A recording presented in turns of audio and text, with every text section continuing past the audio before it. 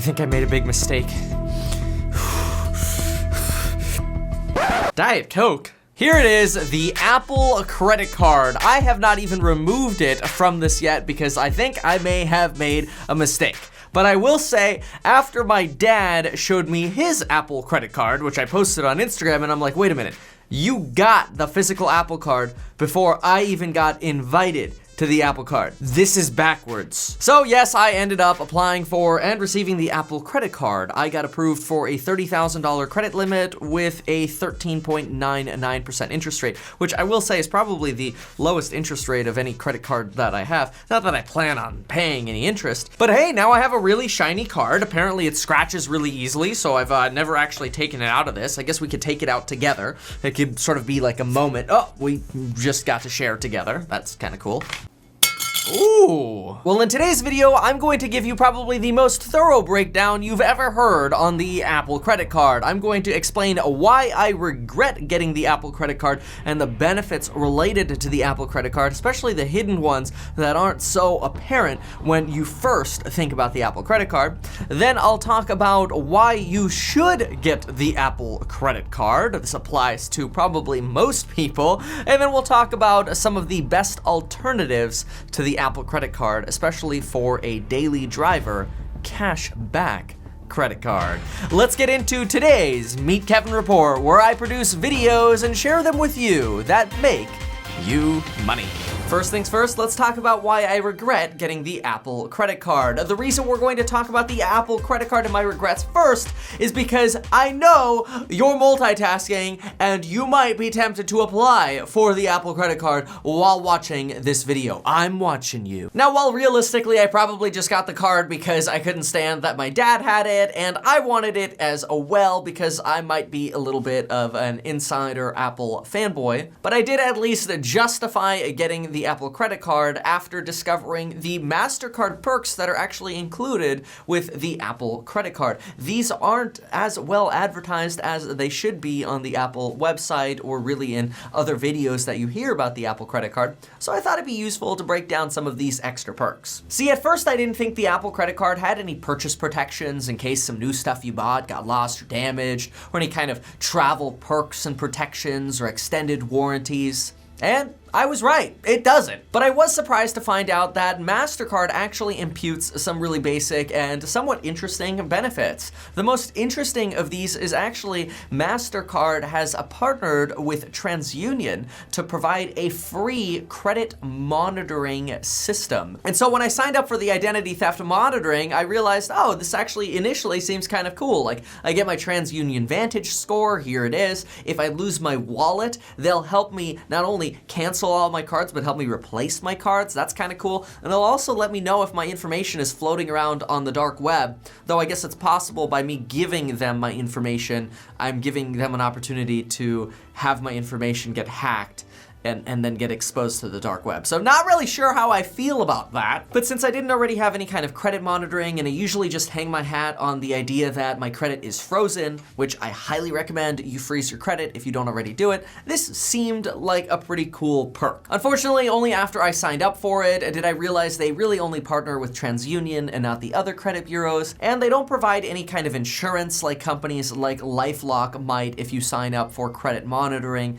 and insurance protection. Now, obviously, this is a free service, so I guess you get what you pay for. Now, a second benefit I really liked was the free Shop Runner membership that you get as a free bonus perk. This is useful if you buy certain clothing online or you buy from stores that offer Shop Runner, which is kind of like a Amazon Prime competitor for a bunch of websites that get together and use this Prime-like service. It's basically free 2-day shipping if you sign up for Shop Runner. They have an annual fee, but with this, you actually get it for free. I'll sometimes shop for suits and accessories at Hugo Boss online, and Shop Runner is a service that they use. So I thought this was kind of a cool perk, but honestly, I rarely end up spending money online anyway. Oftentimes, I grab my suits in store when I find they came out with something new that I think would look cool and be good for business. Now, obviously, the Apple Card comes with zero fraud liability, but they also give you some extra MasterCard benefits like access to MasterCard's travel and life lifestyle services, which is apparently a way to get enhanced packaging on flights and hotels. But honestly, every time I use something like this, it seems like I get a worse deal because it stops me from actually shopping around properly. They also have a Groupon style service called Priceless Cities, and an Airbnb style platform called One Fit Stay, and apparently you get discounts on these.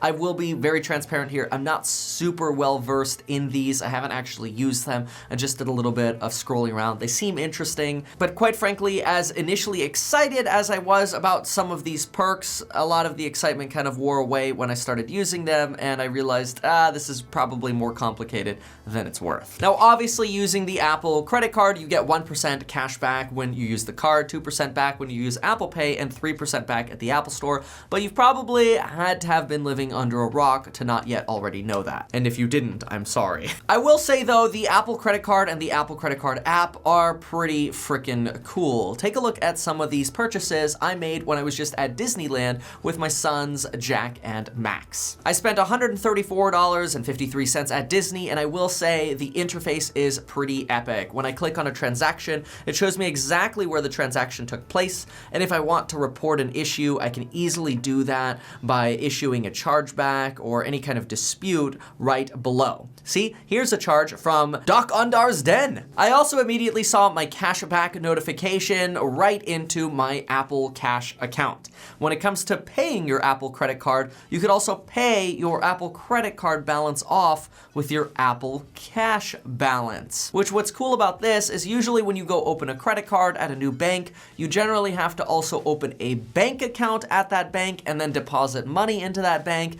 So there are a lot more steps involved. With Apple Cash, you could just link any of your existing accounts to fund money to your Apple Cash account to pay off your Apple credit card. As for paying, I could also quickly schedule which date I wanted to make my payment, and when I finally went to make my payment, I would end up Apple Paying to pay off my Apple credit card. Now, why should you get the Apple credit card? Well, let's get into that right after a quick note from our sponsor. Our sponsor today is Meet Kevin. If you want to be a part of a really active real estate community, make sure to join my real estate investing course. You could use coupon code 10x2020 for 22% off until September 10th. With access to the real estate investing course, you'll get over 40 hours of recorded content, plus access to our active and private Discord membership group and our private live streams, which are recorded twice per week with your participation. Similar features exist for the real estate agent course, and if you prefer in-person content,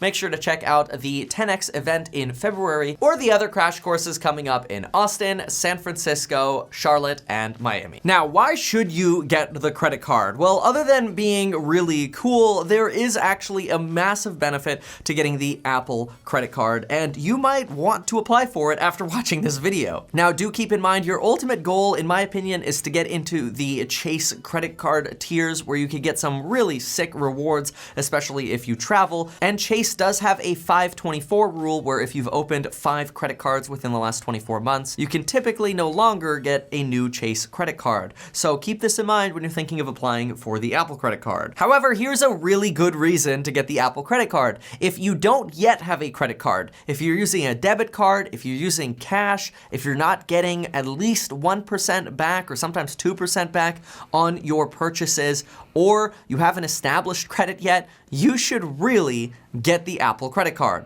In fact, check out some of these comments from 18-year-olds with no credit that are getting approved for the Apple credit card, or people with scores in the 500s. Multiple people with scores in the 500s that are getting approved for the Apple credit card. Most of these folks are having trouble getting any credit card, even secured credit cards, yet here's an opportunity to get the Apple credit card, which is an unsecured credit card, which means you don't have to deposit any money into the credit card's account before being able to use it, and people are getting approved for anywhere between $250 to $1,000 with bad credit. this is an incredible opportunity to rebuild your credit. So again, if you don't yet have a credit card, or you have bad credit and you're having trouble getting any kind of cashback rewards or managing your finances, the Apple credit card could be a great way to do it. Paying off the card is also really convenient because you get notifications on your phone and you could see how much interest you would pay if you kept a balance on the card, which obviously I don't recommend you keep a balance on the card. So for daily cashback, what are your best alternatives to the Apple credit card? I just want to be super clear that these recommendations are supposed to be for your daily driver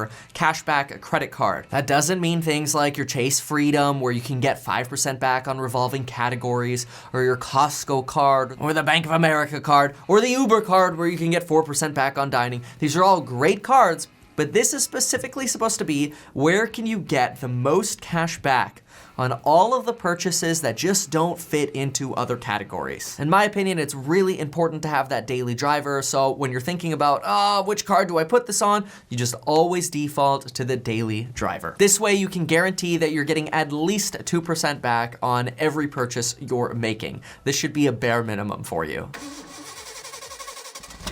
To me, the best first alternative to the Apple credit card is the Fidelity Rewards Visa card. This will give you 2% back on all of the purchases you make, no matter what category they are in, and there is no annual fee. The problem with this card is you do have to open a Fidelity account, which does give you the opportunity to start putting money into zero-fee index funds, which is kind of cool. And you only get cash back once you've spent $2,500. Then you'll get $50 automatically deposited into your account. So if you spend less than $2,500 regularly, you probably don't want the Fidelity cashback card. You do get some pretty good benefits with the Fidelity cashback card for a daily driver though. For example, you get purchase security, which means if you buy something like a lightsaber at Disney and then it gets vandalized or damaged, or a flood happens and your saber washes away or whatever, you could get purchase security, which will cover you for up to $500 up to 90 days after something you bought on the Fidelity cashback credit card is damaged. Now, obviously, you get the basics like zero fraud liability, the opportunity to dispute charges that you don't recognize or you don't agree with, but you also get things like roadside assistance and some travel perks. Now, I won't dive super deep into those because obviously there are better cards for traveling. Now, the second alternative is the PayPal cashback credit card. This gives you 2% back, and most of us already have a PayPal account,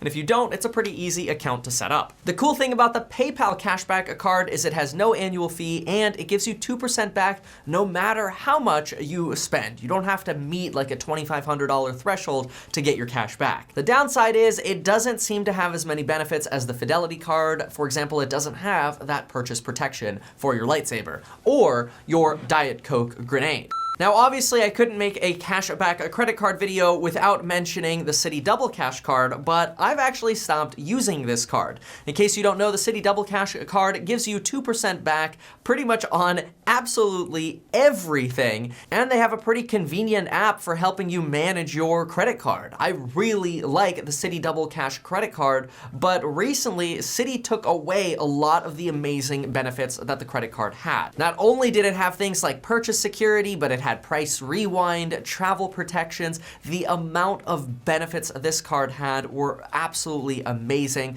Unfortunately, they proved to be money losers for Citi because they were so good. So as of this month, September of 2019, most of these perks are being removed, which to me makes me want to use a different credit card, and I can't fully recommend the Citi Double Cash card anymore, despite the fact that I have one that I use for business and one that I use for personal expenses because I like the card so much. This brings up my new daily driver credit card, the Chase Freedom Unlimited card. Not to be confused with the Chase Freedom, which gives you 5% back on revolving categories and 1% off certain things. The Chase Freedom Unlimited will give you 2.25% back effectively if you use it for travel. If you don't travel and you don't bundle it with the Chase Sapphire Reserve, don't get the Chase Freedom Unlimited card. You're better off getting one of the other 2% cards like the Fidelity card or the Apple card. Now, I will say Chase's credit card ecosystem is probably one of the most robust that exists next to the American Express line. Check out some of the benefits that you get with the Chase Freedom Unlimited. No annual fee, unlimited cash back. The cash back doesn't expire,